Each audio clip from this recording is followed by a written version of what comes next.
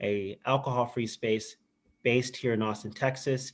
And I am not alone tonight. I have some of my dear friends from across the country here with me. And before we introduce them and introduce kind of what we're going to be doing tonight, I want to introduce our partner for tonight and this conversation, Big Vision NYC. Pete, if you would just tell us a little bit about Big Vision and tell us a little bit more about your work that you do there in New York.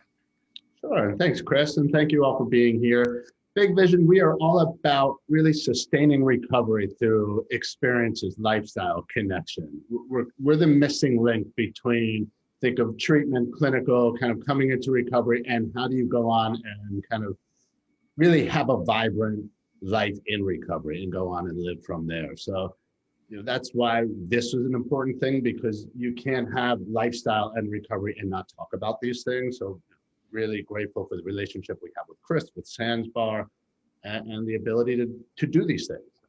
So that's what Big Vision is about. We're a nonprofit, so we do rely on support. Please visit our website, www.bigvision.nyc. We look forward to doing more of this and seeing more of you. And as soon as this as soon as it's safe to travel, Pete, I'm coming back up there, and we're gonna have some fun because I miss New York, I miss traveling, and I miss my Big Vision friends. I really do feel like NYC is a second home for Sans Bar, and is becoming a very special place in my heart because of the wonderful work that Big Vision does. So I just, again, thank you for partnering with us tonight, and excited to work with you virtually and then eventually back in real life when it's safe. All right, so let's meet I sound like a talk show host. So let's meet the rest of our panel. Let's start kind of, I guess we'll go kind of on the way it appears on my screen. So Karla, would you introduce yourself, please?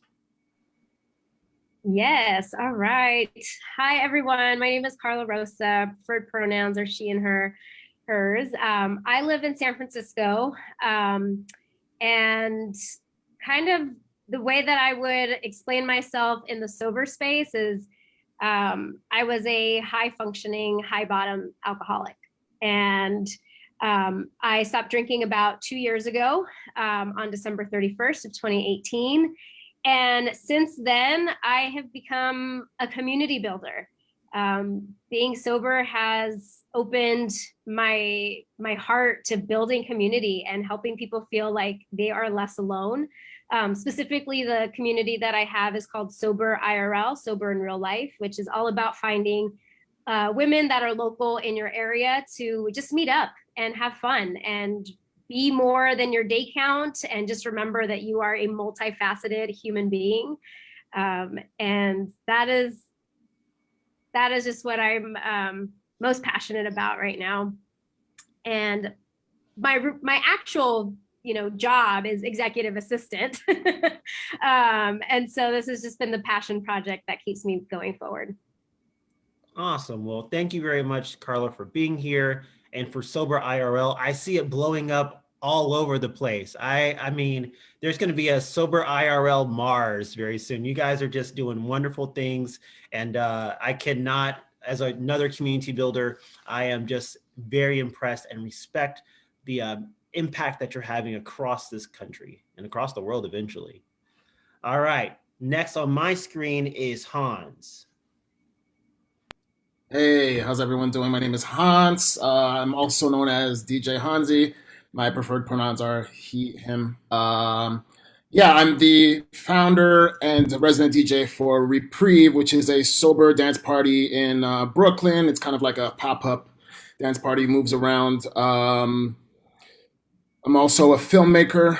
Yeah, I have Reprieve Party celebrates diversity, inclusion, and all in a sober, safe space. No drugs, no booze, just dance is our motto. So glad to be here. No booze, just grooves.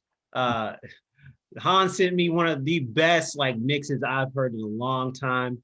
And I still remember it. I still remember like track for, I was like, this is incredible. Like, this is like, because I guess, you know, I come from a certain era, so I was really feeling it. So thank you so much, Hans, for being here. All right, next on my screen is Natalie. Hi, I am Natalie Randall, and my preferred pronouns are she, her. I am the founder of Sobriety Clubhouse on Clubhouse, and I also am a hardcore activist. So I'm currently making a documentary right now that is in the post phases, and it's called The Race Against Race, and it's about normalizing Black runners, especially female Black runners and plus size female Black runners, just plus size people in general, but just normalizing Black runners.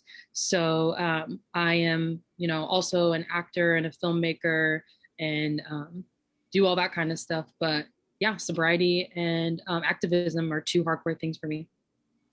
All right, Natalie, it is so good to see you again. I see your name all the time on Clubhouse. You have really made an impact in Clubhouse. And if you're not on Clubhouse, reach out to me. I got like 6 invites. So yeah, Clubhouse is where it's at. And it's really been amazing to tune into Solution whenever I want to. So thank you very much for the impact that you're having and the history you're making, Natalie. All right, next on my screen is Ruby.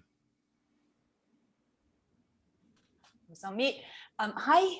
Hey, Chris. Hey, everyone. My name's Ruby Warrington. I'm a British writer. I'm based in Brooklyn. And I wrote a book called Sober Curious, which came out in 2018, and a follow-up book that's just come out called The Sober Curious Reset. I'm also the host of the Sober Curious podcast. That's me. Thank you so much, Ruby. So glad that you're here. Glad to see you again. Last time I saw you, I was at a Big Vision party. Yeah, it was Halloween. Yeah, I was judging and you were mixing the drinks. Oh, wow. Can you imagine that life? That feels like a lifetime ago. It feels like a lifetime ago indeed. Thank you so much, Ruby, for being here and for your impact. You know, the Sober Curious movement has brought us all here, I think, in many ways. So thank you for being here. And Kiola. Hi, hello everyone. Kiola Raines. How's it going? Very excited to be here and to be invited to this conversation. I am actually a nutrition and wellness coach who is 2 years into recovery. I say this round, 2 years into alcohol-free life living. I'm so excited about it. I'm a new mom, and I have found until recently, most of my activity has been with Sober Black Girls Club, which I discovered about a year into my sobriety.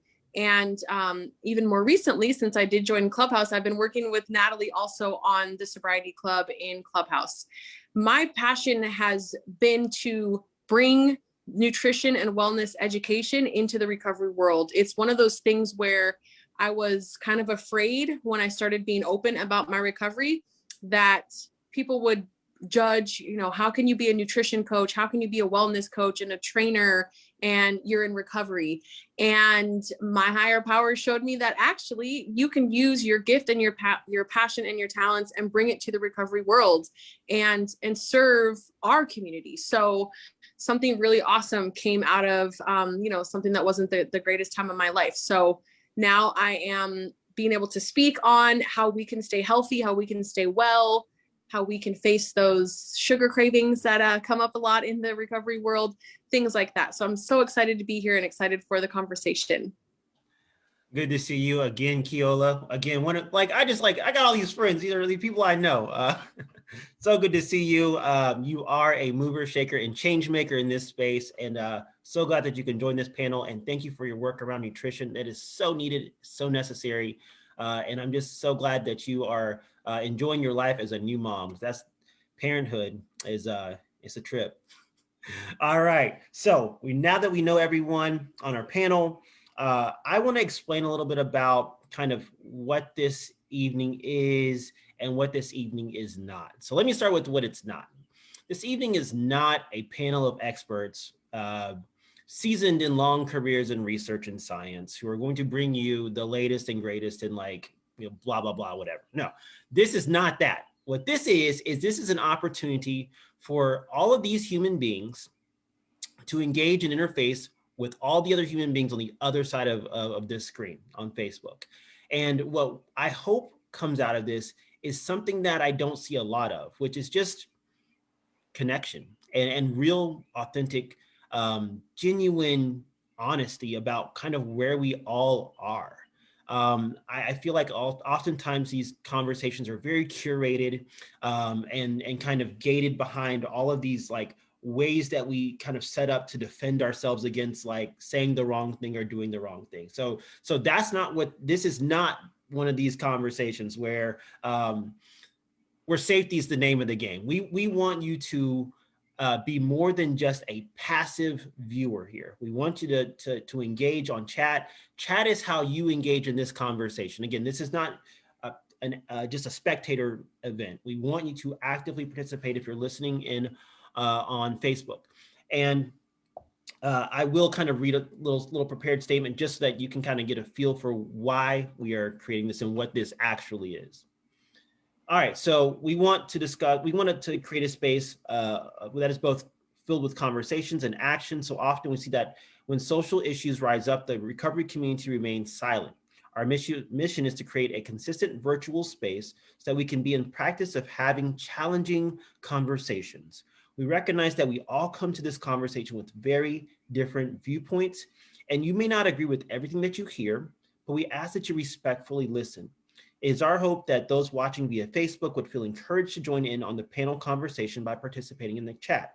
Remember, we are all here to teach and to learn from each other. So I want you to keep that in mind as you are listening to this conversation. I know oftentimes the safe place to be is as a listener, right? There's no risk in it, but I also would argue that there's no growth in that either. There's no comfort in the growing zone. There's no growth in the comfort zone. We have to get uncomfortable to grow and to learn. And so that's what this is going to be about. This, we're having this one conversation, but this is going to be a series, and we're going to continue to come back to this time and time again so that when hard things happen, we're able to have these conversations, have a space where this is something we practice. All right, so if that sounds good to you, let us know in the chat. We have someone on the chat on Facebook, and they're gonna feed the information to us so that we are aware of what you're saying, and we just wanna kind of keep this conversation going. So tell us where you're viewing from, tell us how you're feeling about this conversation, any questions, any comments, just feel free and feel safe enough to put them in that chat. All right, so this is going to be a roundtable discussion. I thought we just kind of, I kind of throw out a few things and we can kind of go from there. All of our panelists, have kind of had a chance to review some of this stuff, but out of that, I just kind of want a conversation to flow. So I'll start with the obvious.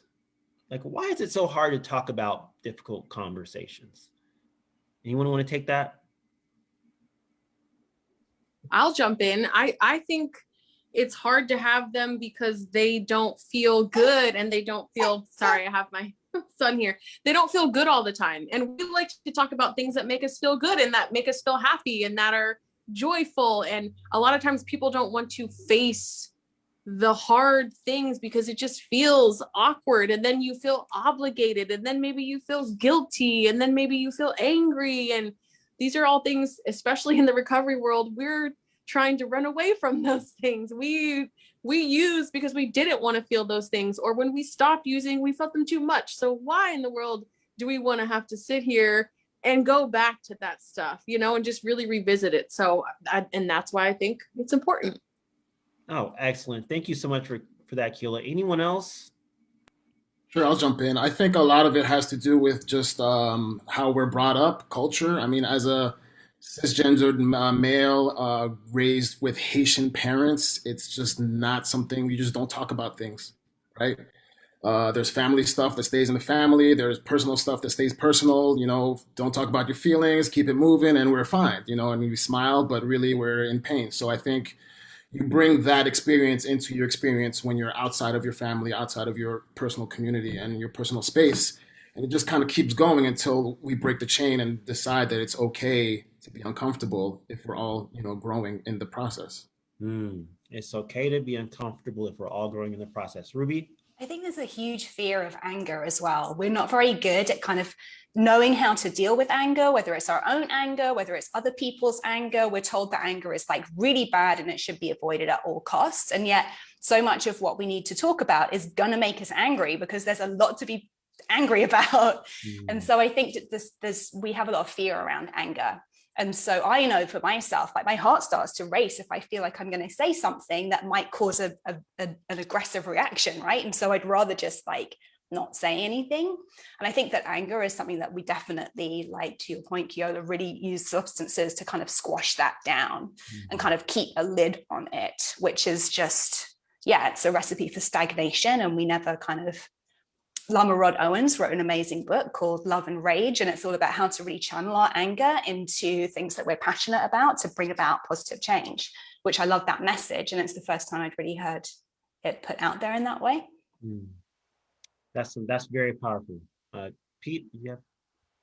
Yeah, to pick up on that also, and like what Kiola said, I like looking at it through the lens of recovery specifically, and looking at how specifically anger and that discomfort really tracks with a lot of the challenges we have in recovery, not just from what might be barriers to either entering recovery. And when you look at the numbers of how few people are really active in recovery versus how many people are in need of these things, it tracks very closely with how many systemic problems are out there and they're just not being faced. So coming back to the wheelhouse that I know as a person in recovery and somebody who works in recovery, to me, it's helpful to look at it that lens, especially as a white person who is afraid and uncomfortable talking about these things because I don't want to do the wrong thing or say the wrong thing, but I do want to grow and I do have a vision. And this is kind of where it ties into Big Vision. And what we're about kind of setting a vision for how we want things to be. And that's where it tracks with that recovery lifestyle. So to bring it back to these types of conversations, it's in envisioning the world that we want. And a word I heard a lot in the introductions was community building. And we're a world that should be a community, not a bunch of either individual races or individual groups. And how do we all come together? So I think the answer is, I don't know, but I have a helpful lens to look at it through. And that's the process of recovery that we know well. So I think that's why this is a really great forum. So again, thank you all for being here. And thanks, Chris, for doing what you do. Hey, glad to do it. Natalie or Karla? Yeah, something I want to add to this that I think is like another layer of complexity is that I don't think we view conversations like these that feel so high stakes as an opportunity for growth. We see it as like, I can offend someone, I can be offended, I can say the wrong thing, I can look dumb and ignorant, and all of those like types of fear that kind of meld up. And it's just easier to say, I don't want to be a part of this. We don't see as a, it's not like a muscle, that we can learn how to have these conversations in a better way. It's just better to just not have them at all. And I think like even for myself personally, that fear is so much greater than what I think could come out of it. Like if I don't like the risk reward, like if I think of it that way, like it feels a lot riskier and it's just easier to bow out of the conversation. So I think that's like another layer to all of it. Oh, I love that. I never thought about not just the fear of, saying the wrong thing or doing the wrong thing, but like this fear that, I have inside of myself, right? Like this fear that I could become angry or that I may not be in control. I mean, I'm just hearing a lot of this fear, and it makes sense that it's not just a blanket fear. It's very specific and it's very personal, this fear and how fear and anger kind of these two main actors in this. Natalie, do you have any thoughts? Yeah, so for me, if I'm being pretty honest, I personally don't have any problems with having difficult conversations, but I know that other people do, just as like many people said, it's the fear of saying something wrong, or, you just bring up the wrong question at the wrong time. So for me, especially with talking about social justice and all that kind of stuff, it's sometimes just doing the homework yourself so that we don't even have to have some of these difficult conversations. As a Black woman, and we were talking about this earlier today, I shouldn't have to explain everything to you. And we can cut half of these conversations in half and meet in the middle ground if you just do your homework. As someone has said before, Google is your best friend. You don't have to come to me to ask. So then it's not this whole awkward thing of, oh my gosh, I'm saying the wrong thing. Well, if you looked on Google and figured it out yourself, we wouldn't even be here in this situation. I'm okay with private conversations that might be difficult, that kind of thing too. And I know some people listening to this could be uncomfortable, but I think the sooner we get away from that and know that this doesn't have to be uncomfortable, this is human nature, then they won't be so difficult. It's not difficult when you practice it. To Karla's point about a muscle, and how when you don't exercise a muscle, it atrophies over time and it becomes ineffective, and you don't know how to use it. You don't know how to work it because you're not in practice. And so these conversations are just practice. They're practice in discomfort. They're practice in fear, and facing fear and confronting fear. They're practice in challenging those concepts that we have, that we grew up with, and that we were that have been passed down to us. These conversations are exercise for your heart in the best way possible. So I love everyone's kind of opening thoughts there. I'm just going to skip down to my next kind of thought that I've had for the past, forever. Do you think we hear from enough diverse voices in the sober space? And when I say the sober space, it's that could mean a lot of things. But when I say sober space, I mean Instagram, I think, Facebook to a lesser extent. I think just in general, like when we think about sober leaders and sober folks across the country, do you think that we're hearing from enough diverse voices? Natalie? No, I do not think that we are hearing from enough diverse voices. And I do think part of the problem with that is people aren't lifting up those diverse voices because we are 100% out there. And an example I like to give is I'm in this women's group called WOCU, WOCU. It's for actors, filmmakers, all that kind of stuff. And there's 1,000 women in that database that are women of color. So when people are like, oh, we couldn't find a woman of color who makes documentaries, who could maybe direct and do all this stuff. And I'm like, I know for a fact you're lying, because I'm in a group with 1,000 women of color who literally things I didn't even know existed, I have found out exist in the arts industry. So that right there just lets me know people aren't doing their homework. And it comes back to, I don't want to have to be the person as a Black woman to do that homework for you. So it's as simple as, once again, Google is your best friend, a Google search. It's reaching out to people and genuinely making an effort. I can only put myself out there so much for someone to see me, but if you are an ally and you say you are an ally, then maybe pass up on that job or something and pass it over to a person of color or something like that, so we can get more faces out there, put them on your posters so people know, and put them in an uplifting way. I was just talking about this, as a Black woman in sobriety, people think, oh, I might have been homeless and I come from a single parent household and I didn't grow up with money, when I'm like, it's actually quite the opposite, but you just see my Black skin, so you automatically think I was on Skid Row, which is not the case. So I think it's not only putting people of color in a positive light, but also these recovery spaces and, these sober houses and all these kind of things. Because when I do go look on a lot of these pages, I mainly see white women. And I'm not saying that, white women don't need to get sober too, and they don't need their voices heard, but there are so many people out there besides that. So I'd love to see sober houses and, recovery pages actually do that. So I don't have to call them out. It would be nice if people did the work for themselves and maybe something doesn't look right. If everyone looks the same, if everyone has the same background, maybe we're not diverse here, All right, anyone else?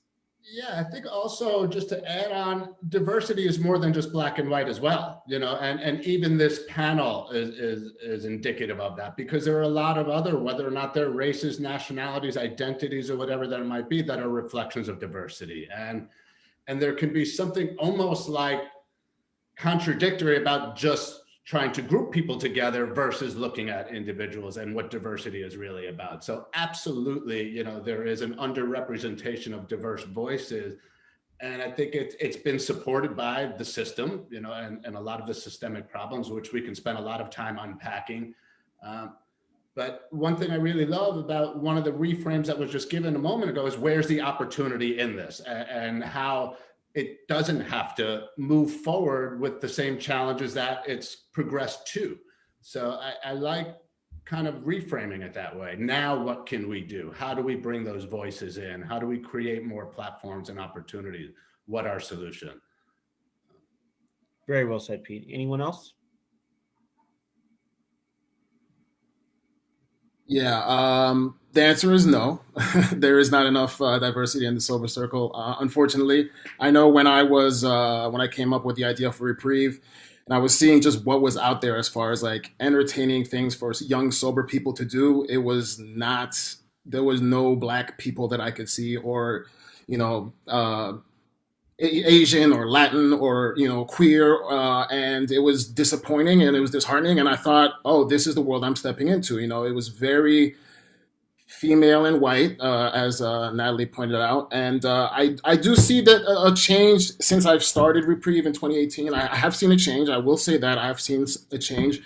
But something that I want to point out also is like I used to feel that like it was good enough to be invited to the dinner table, right? Like at least invite us. And I'm realizing the more I work in these spaces that that's not good enough, right? Like don't invite me to the dinner table. Like let's invite me to plan the meal. Like let's sit down and put the menu together, and not only like go back and have like a potluck where everyone goes back to their own place and makes their own meal with their own traditions. Let's cook it together. So I could show you, this Haitian spice that you might not know about, and I could get a little of this and whatever, and then we could come together and really build from the ground up. That's the only way that this changes. I've seen too many times where, there's a panel or this and that, and then, they invite a black person or someone, a minority in any other way.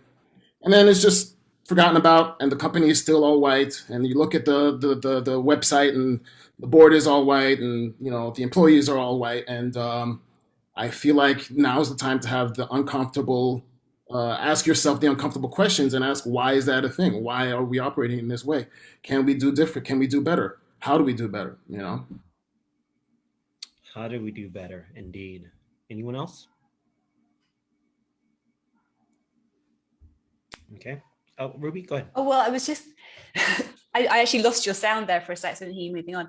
I think it's very interesting. I've always tried with my podcast to have it as diverse of a group of voices as possible. And I kind of curate it from that standpoint of like, I really want to give my listeners the opportunity to hear from all sorts of different people, whether it's because of their race, because of their gender, but also because of their experiences with substance abuse. That's part of Sober Curious, is about acknowledging this spectrum when it actually comes to substance abuse, like how we use it, why we use it, and to be able to give a platform to a vast range of voices, just to show that like this is something that impacts everybody across the board in all sorts of different ways. Like there's no one size fits all approach. But what I think is really interesting is that still the vast majority of the people that follow me on Instagram and who are in my Sober Curious Facebook group are middle-aged white women who look like me, right? So I think there's two things. There's one thing about like giving a platform to a diverse kind of like range of voices and identities, and also creating spaces that cater to individuals who've got a shared experience and a common experience. I think, is that part of it? I've been thinking a lot about, is it more important to kind of like create inclusive spaces where everybody feels welcome? Or is it about creating safe spaces that are safe because they're catering to people who have a shared and a similar experience? And I think it's probably a bit of both, but we're still kind of figuring it out, No, that's brilliantly said. Pete, did you want to jump in? Yeah, that reminds me of something else, which is like there's a there are kind of two sides to the coin, and it's also similar to recovery and the disease that we all know so well, which isn't just about us, but it's also about the environment that we live within and what's our social context, what's going on with whoever we're surrounded by. So as much as we can also talk about what can we do to create more platforms or do things on an individual or action basis, we also have to address the system, the social context of what's going on. You know, why is for a white person it's looked at as, you know, this is somebody suffering from a disease, but for the most part for a Black person, largely, it could be viewed as largely as, well, that's somebody who's doing something wrong, you know, and there are treatment deserts, or, you know, there's rehab and then there's jail, you know, there's criminal or diversion programs, but they only exist in certain areas. So there's kind of the social context, the environmental conditions, and then the individual things that need to go on, or what are the actions. And I think it's a two-sided coin, and they really both need to be addressed. Absolutely. Karla, do you want to jump in? Yeah, something that I think is important to think about. Like, I think what's great about something like Instagram is that so many people can create an account, right? Like if you see you know, that you are not represented, that you have that possibility to share your story, which is kind of why I ended up recovering publicly, because I was like, I can't find sober Latinas that I can connect with. And so I want to talk about my own experience as like a child of illegal immigrants and what that means for my own context. So that's great that we have that opportunity. I think sometimes the hard part is with social media, it can also be very self-serving. I'm sharing my point of view and my circle, my network, and there's not opportunity for these type of two-sided, multi-sided conversations. And we miss that opportunity to just hear someone's viewpoint that's different from our own. You know, we're creating content, but we're not necessarily always consuming or interacting with what other people are doing. And so the onus is really on us to, like Chris, I love what you do with your lives. Like you're pulling in new people. So you're sharing your platform to bring in new people, bring in new perspectives and viewpoints. And so I would love to see that more with like larger accounts that will bring other people who are, you know, underrepresented and give them their platform, their followers that they can introduce them to. Yes, go ahead, Natalie. I just wanted to bounce off Karla because what she said is so major. And I think that even I slept on a little bit with, you know, Instagram, like you can create something and put it out there because social media, like, you know, lights up like wildfire.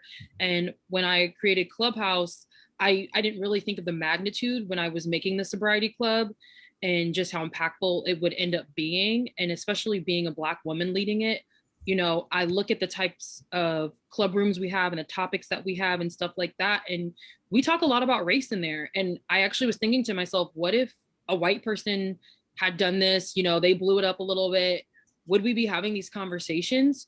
And so this is exactly why it's important. And, you know, I like to make it known because when I first got on Clubhouse, I didn't realize that, you know, this is just me being honest. I was in all these rooms with just predominantly Black people. I thought this was an app that Black people used. So it wasn't until I had the sobriety Clubhouse that I was like, oh, I guess white people are on here too. Like that was news to me because I was just in rooms with all Black people. And slowly but surely I did see, you know, different people on there and all that kind of stuff. But just the empowerment that I got from seeing all those Black people on that app let me be like, you know what, let me create my own club. Let me do this thing and then not get lazy with it and show people like you're the person who founded this, who's running all this, who's doing everything is a Black woman. So this right here should let you know that there are Black women who are not only recovering out loud as, you know, all of us are doing because we're on here. I'm going to promote that. And that at the end of the day will always be number one because I'm always a Black woman. So thank you for saying that, Karla. So people, when they walk away from this, if you want to create your own thing, you literally can do that and it's at your fingertips. Absolutely. Natalie, that, oh my goodness, just because it just brought up a story for me that I had not planned on sharing. But when I got on Clubhouse, and of course, the first thing I look for is sobriety, sober, something, you know, anything sobriety related. And I get to the sobriety clubhouse and I see, okay, Natalie, see all these other people. And I go to your Instagram, I'm like, I feel safe here. I feel like I can talk about my Blackness. I don't have to leave my Black house at the door of clubhouse in the sobriety clubhouse. It did more for me than I even realized until you just said that. And again, that's why I said thank you, because to have someone in the center, and that's to Hans's point, why it's so essential that we not only have a seat at the table, but we cook the meal, and that we're present in cooking the meal, because it helps to provide nourishment for everyone, right? When you cook with many chefs in the kitchen, you're able to provide a meal that nourishes everyone, not just the people that it was created for, not the people that have been sitting at that table for 20 years. And then, yeah, if you're a person that has any followers on Instagram, you got 2 followers on Instagram, that's a platform. And if you want to create a more equitable society, find someone who is not you, who doesn't look like you, sound like you, or have your lived experience, and share that. You know, I don't have a bunch of followers, but I will invite anyone out just because I want to share what I have, because that is how we lift all voices and elevate all voices. All right, so we are a little past our time to check in on the Facebook chat. So do you have any questions or comments from Facebook? Hi. Yes. One question we got was from Caitlin. She asks, social context is so hard right now during COVID. How can we do better to take action now?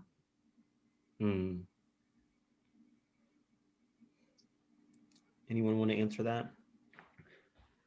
I'll answer one part of it, which is just saying the action should only be now. And I think that's also kind of part of the greater context, is that very often a lot of these things go on just after the crisis hits or after something happens. And this is also where it tracks back to recovery. It's not just about the now, but it's about the long term, and it's about the sustained action. And what can we do to really keep changing and keep the momentum? So I really love the question, but I just want to also kind of frame it into the long term and not just the now, but where do we start, or where do we continue? So I just wanted to interject that, but then turn it over to everybody else. Anyone else? Sorry, can you repeat the question? Yes. Social context is so hard right now during COVID. How can we do better to take action now? I think right now is a perfect time to read, research, take time for yourself, have conversations. Read, read, pick up some books, Bell Hooks, James Baldwin, read. Right now is the perfect time for that. If you can't go out, or, because of COVID, there's no meetups and this and that, it's this is the time to take for yourself, to do the work behind closed doors, like we've been talking about. Do the work yourself, Google. And then when things clear up, we can start taking that outside if you feel, if it's a safety issue or stuff like that. I think right now is the perfect time for that. Excellent. Natalie? I say this with love, but is it that hard?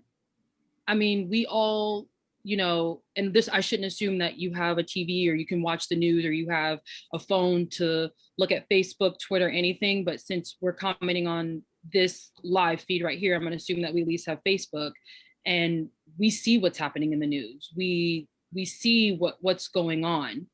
So, I mean, since we know what's happening, and if it hasn't been brought to light before, it's definitely been brought to light before this conversation, especially with the killing of George Floyd, Breonna Taylor. I mean, the list goes on. I don't even have to name all of them. And by Hans even listing some books for you was, some authors, was very kind of him, because, I mean, just like I said, it's Google, research. We as Black people, and me as a Black woman who already has the world crushing me, I don't feel like I should have to take the time to teach you that, when all those tools, when there's been so many things given to you, all through 2020, if you just Google what are a list of books that I can read right now that uplift Black people, You know, just something as simple as that. And that, you know, and I try and say that and not sound like an angry Black woman, because that's the first thing I get labeled as if I, you know, come to this question like this. But that's just me being 100% real. Like, you have to do the work. I'm not going to do it for you. And, you know, that's fine that you asked the question, but I really challenge you and actually do it. Don't ask the question and then don't go do the work, because people ask the question and they walk away and then they didn't go read the book. So you asked me to list 10 books for you and you didn't even look at one. You didn't even buy one. You didn't even go to Barnes and Nobles and ask about it. So what was the point of me listing those 10 books? I did this full thing when all this stuff was first happening with George Floyd, and I listed all this stuff and did all these things. People asked me all these questions. I came back and said, so what did you do? Did you actually go read the book? Not one person had read the book. After that, I was like, I'm never doing this again. No, you can Google it. There's BuzzFeed lists about it. So like I said, this is not an angry Black woman coming at you. This is just me coming at you with love of do the work, do the research, because we shouldn't have to do it for you. I agree.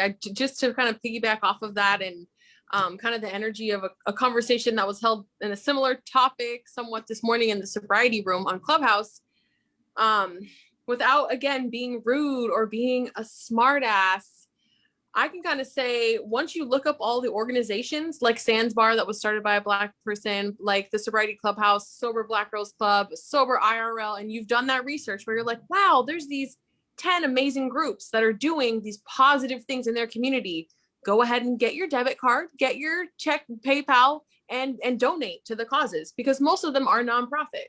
So if that's an easy way for you to support, because maybe, again, we're having a hard conversation and people want to do things that feel good, put your money where your mouth is, because I guarantee you that if any of these organizations, the people who started these, see a donation from whoever, hey, an anonymous donator, I just wanted to support what you're doing. And that's it. Not, you know, not, do you need me to do anything else? And how can I serve? And how it just, I support you. Really simple. Here's $50 towards your cause, and, you know, keep going. For me, I think that is one easy, quote unquote, way to answer. You know, it's the same thing you would do for the St. Jude's Cancer Association, for the AIDS Walk, for the lymphoma, all the other organizations. It's, you know, put your money where your mouth is, and serve and support that way, and let us decide what we're going to do with your support, if that makes sense. That's powerful. Anyone else? Along with, you know, I definitely agree with Kiola, like open up the wallets and donating, like that is massive. A lot of the organizations that are built exactly for confronting social justice issues need money. But also, like, if you have certain skills, like you're an engineer, you are a website designer, you're in marketing, whatever it is, donate your time. Say, how can I help build a better website? How can I help? You know, how can I help? What do you need? And actually donating your skills and not charging for it, and just putting it forth that way, I would say, is another big thing that people can do. Because what's easy to you may not be so easy to the nonprofits that are doing this work. They're already on the ground. They've got foot soldiers.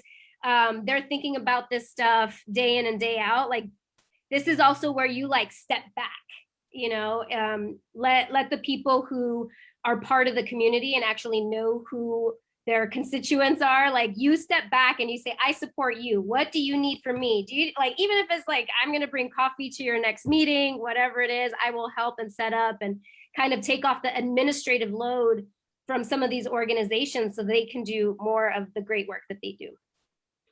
Yeah, I just, wow, can't improve upon that. I will just say that to the person who asked that question, like, that is a good question to ask, but that's not where that needs to stop. You need to continue to ask more questions, have conversations, and they're not large. You know, we wait for like the large moments to have these conversations, but really where the real change happens is these small, intimate conversations. I know that there's not as many people listening to this conversation that really need to be, right? Like, the people who need to be here usually aren't. So you can do something today, in this moment, after this is over, after this recording is all done, share it with someone who would not tune into this. have a discussion based on the conversation kind of topics that we brought up. That is how you can make a difference. That's how you can work on this now. And that's in and out of COVID. We have that ability to teach, to learn, to invest. Because I mean, the word donate even seems to, there seems to be a power dynamic there at play. I'm asking you to invest in Sober Black Girls Club. I'm asking you to invest in the lives of trans folks who are asking for funds. I'm asking you to invest in those lives, not just to, donate, because there's nothing charitable about the real work that we're doing. Okay, anything else, Suzanne? Yes, from Laura, she asks, what do you hope the world will look like in the sobriety / sober curious / recovery / zero proof space 1 year from now? That's a great question. Anyone want to jump in? Okay, there we go. I like this question. I can say that I've had such a great experience over the last year. I stumbled upon the pages that I did accidentally, just doing a search, and then I'm like, oh my gosh, other people are recovering out loud. Other people are talking about it, because my initial experience was in a traditional program where, you're not supposed to talk about it. Actually, I had someone message me the first time that I posted, I think a chip, or I posted something about recovery, and someone who I didn't even know at all messaged me and said, you're not supposed to be talking about this, and that. And I was like, excuse me, but this is keeping me sober today. So like me posting this is was keeping me on this path, because now I have all these people, family and friends, that know I'm on this journey. So I hope that we continue to be loud and out and open for those who choose to be out and open and loud, not to force it on anyone, but that we continue having these open conversations, because there can be a lot of shame. I grew up with a parent who was struggling with addiction, and that was a whole entire shameful thing in itself. And so for me to talk about that opened the door, and then that opened the door to me talking about my own recovery, and then that's opened for other people to be like, I don't have to do this alone. There's people who look like me. I've had people who actually, friends referred them to me because they thought they told the friend, I want her to be my nutrition coach. Then we meet, and what it really was is they say, yeah, I want to lose weight, but I really want to quit drinking. And I was like, wow, this is crazy. Like, oh my gosh, people are so afraid to talk about it that they'll find this other way. And so now I'm like, listen, I do nutrition and wellness for people in recovery. How about that? So let's just put it all out there. So I really hope that we keep being loud and proud, being out, coming out of the recovery closet, if you will. Like, this is who I am. This is the lifestyle I've chosen. Take it or leave it. I'm not drinking, and that's just, it is what it is. And the more we stay loud about it, I think the more amazing it'll be. So I hope in a year we're still just, even more loud and even more proud. Excellent. I have a word that comes to mind, which is like acknowledged. More people have acknowledged that these issues are going on. More people have acknowledged what's led to these issues, what's kind of created the situation that we're in, and what can we do to move forward. I don't have the answers to what we can do moving forward, but I can acknowledge either the part I played or the responsibility I have to do whatever I can. And I guess that's also where it lies. So it's acknowledging and then sustained action. And I think when those two things come together, hopefully over a period of time, whether it be a year from now or forever, that's how we'll see change. Excellent. The word for me is, or two words, is not alone. I would like for the 20-year-old Black queer person who thinks they might have a problem with alcohol or heroin or crack or whatever, the second they have that thought, to know that there are people they can reach out to, that there are things they can do, and that they are loved and not alone, regardless of all the other things, for themselves as the person that they are with the disease that they have, to know that there are resources and to not feel lost for even a second. I love that. Gosh, I love that. Ruby? Well, the sound dropped out when you were saying the question, Suzanne. Was it, where would you like to see this conversation go in like a year's time? Was that kind of the gist of it? Yeah, slightly. Yeah. Okay. So I think for me, like a huge thing that I've really hoped I could do with Sober Curious, and which I see everybody here engaged in also, and this whole thing about recovering out loud, is a destigmatization of addiction.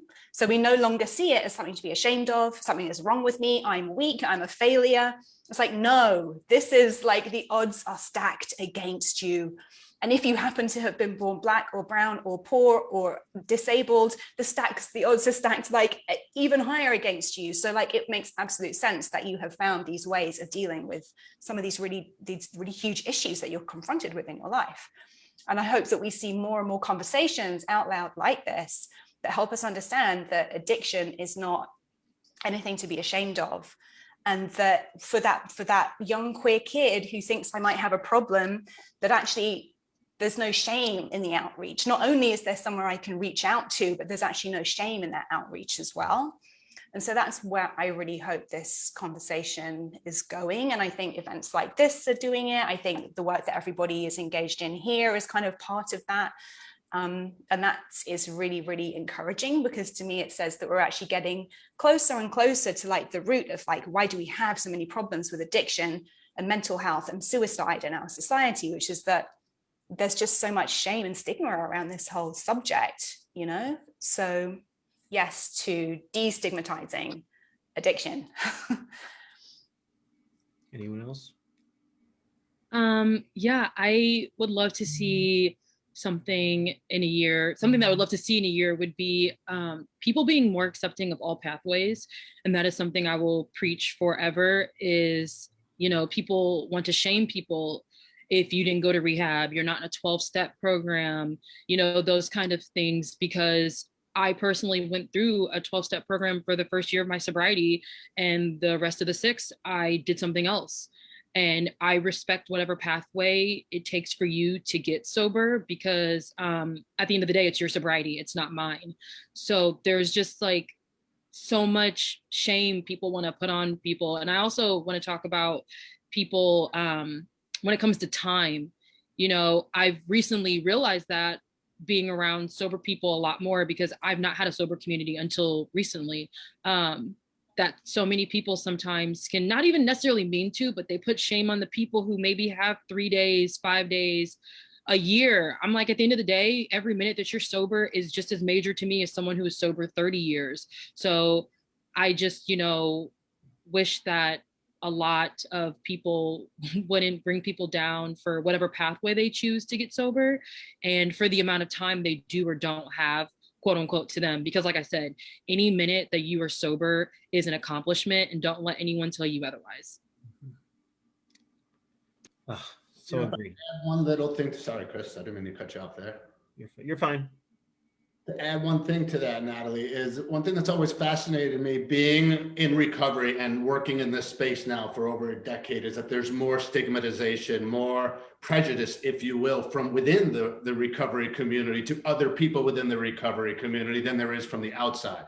And there's already, just like Ruby pointed out, a tremendous amount from the outside, to the point that it's already stacking the chips against us. So it's a microcosm of the greater problem, you know. And Hans, I think back to like the reprieve party, and another answer to this question is what we would like to see more of, and that's love. That's the opposite of like stigmatization, and the opposite of judgments is just more open-mindedness, more acceptance, more open arms, more of this, you know, more love, simply put. You know, how do we just express that more, open our hearts, open our ears, our minds, and then that'll open up acceptance. Excellent. Karla? Yeah, along with that, in a year's time, I would love it that when I meet someone new or someone that, you know, I haven't seen for a while, if I say like, hey, I've been sober for 2 years, 3 years, or I just don't drink, for them to celebrate me, and for people to have that experience too. Like, if I were to say like, hey, I stopped smoking, people are like, hell yeah, that's awesome, good for you, because we understand that nicotine and cigarettes are addicting. We don't have that same mentality when it comes to alcohol. even though alcohol causes so much damage to us culturally worldwide. And so I would love to see that in a year's time, that if I tell someone like I don't drink, it's not like, oh my God, what kind of hot mess were you? I want people to give me a high five and be like, hell yeah, let me get you a seltzer, let me get you a whatever. And to feel that like positive energy that I've made a good choice. And to feel part of what Pete is saying, like to feel love from that, not like I'm some sort of monster and like questioning what I've done in my past. Excellent. Yeah, I agree. I think that more acceptance of, and that was going to be my kind of thing, is like, I want there to be more acceptance and voices from all points along the sobriety spectrum, from sober curious to sober serious. It seems to me like I see a lot of like sober serious and a lot of sober curious, but I don't see like some of that in between, some of that gray area, some of that sober sometimes, which is those are valid places along that spectrum. And we need to acknowledge that some people are still trying to figure this thing out. And that journey is perfectly valid, and you are welcome to stay as long as you like for, any way you like to show up. I think that's just something that I like to see more of. And I like to see more conversations, uncomfortable conversations, and all of us having, because as much as I can have a conversation about being Black, being a cis Black male in America, there's conversations where I am not as comfortable. And I hope to have those in this series where I don't always feel comfortable. I think we need to use that muscle, to exercise that muscle, and to get comfortable in the recovery and sober space with being uncomfortable, because it's not going to kill us. Like, it's not. It's going to help us, make us better and stronger. All right, Suzanne, do we have any more questions? One more. Perfect. Maybe we can all do a quick lightning round. Yes. This question is from Rachel.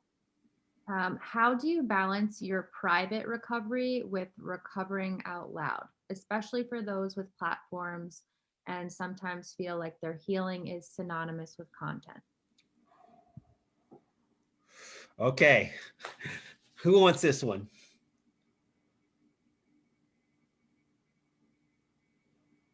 I can share on that one, just because I've been very, very open in my first year, especially. And I actually talked a lot about just my childhood, and I was navigating that and understanding how much my childhood actually did play an impact or have a role in me abusing any substances. And so this actually makes me think of a situation where I was sharing what I thought was my experience, and it included another family member. And my family member was like, I don't want anybody to know that. That's happened to me. And yes, you were living at home and you saw those things happen, but that's my story. And so it makes me think of that, where I'm more mindful about not giving away every single detail of what got and keeps me sober, and also being mindful of not putting it out there with an expectation of, I'm going to share this part because this is going to help change someone's life. If I want to share something about my personal life and testimony, if you will, that I'm putting it out there genuinely just to get it off of me, to put it out there and just like, I just want to get this out. It doesn't matter if anybody likes it, if anyone sees it, comments on it. It's just getting it out of my mind and putting it out there. And if it helps someone, awesome. But I'm a lot more mindful of that now. And I think that comes with growing and evolving. Our personalities sometimes when we're abusing substances can be selfish and self-serving. And so I'm a lot more mindful of that now. Also, just with being a new mom, whole world changed. And so I'm very mindful about not sharing something that happened to someone else, and also not putting things out there expecting some kind of like, oh, wow, you really made it through that. So that's how I've been doing it more recently. All right. Anyone else? We got about minute and a half left. I'll just quickly say that when it comes to being public and private, and I recently was having this conversation, and I was talking about my, way of recovering, which is out loud, because I was the party girl. So I had to let people know right away, like, yo, this is what's happening. I can't be involved with this anymore. because the louder I was about it, that was me also telling people like, now I'm holding you accountable. So if you continue to ask me to come out, hang out, this is now speaking volumes of you. And someone walked away from that conversation, you know, kind of not feeling the best about themselves because they were private about it. And I went to them and I was like, you know what? If you don't want to tell a single soul that you're sober, that is totally okay. You don't have to tell anybody, you know, just because I'm screaming it to the gods, to the heavens, doesn't mean that you have to tell anyone. And I want you to know that you will always find someone who supports you. So for the people who don't want to tell anybody, that's okay. Like, that's your sobriety and that's your pathway. And I respect that. Other people might not, but I respect that. So if you want to keep that anonymous part, you keep it, because that's your journey and nobody else's. Thank you so much for that answer, Natalie. And we are at the top of the hour, but I just got a little, spiritual, I don't know, just reminder from my friend Carolyn from Recovery for the Revolution on Instagram. She is such a grounding, they are such a grounding individual. And I'm just reminded in this moment, I like to take a minute of our time before we leave and just kind of center ourselves. You can close your eyes or not, but I just want to take a moment of reflection before we jump off of this and before we leave this conversation and go back to our lives. Shout out to Carolyn. I mean, just like, I don't know, Carolyn's in my head right now, and I'm so grateful for them and everything that they do. So let's take a minute and just kind of process what we've experienced.